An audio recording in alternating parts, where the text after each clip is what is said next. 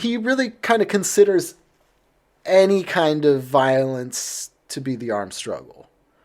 Right. It doesn't even necessarily have to be in service of like the idea, as long as it's like happening and destabilizing, it's good. Right. And so I think that like,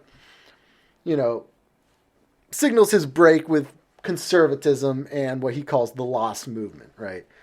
Right. Which I got to say, the beginning of this chapter, by that same name, starts off with a quote by Trotsky, Mao, and Charles Manson.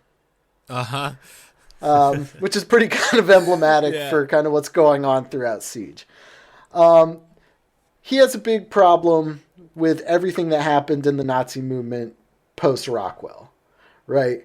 For him, Rockwell was the only guy that had any kind of potential for like building any kind of mass movement. Since that failed, what the movement is then faced with is a bunch of what he continuously calls in all these different like articles, fake Führers. Right.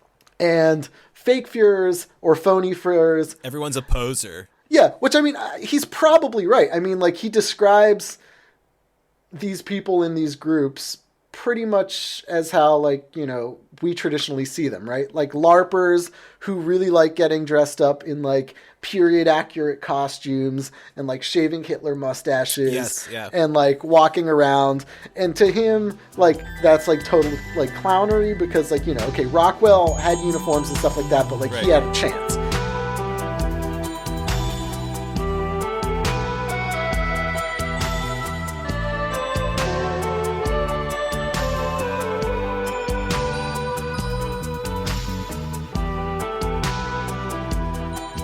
Fritz here. This has been a highly manipulative attempt to entrap you into our Patreon page at patreon.com/tenepod to subscribe and get the full premium episode we've teased here. Also check out our Twitter account, also at Tenepod, and follow us, subscribe, and get the latest updates as well as whatever garbage falls out of our brains. So we cool?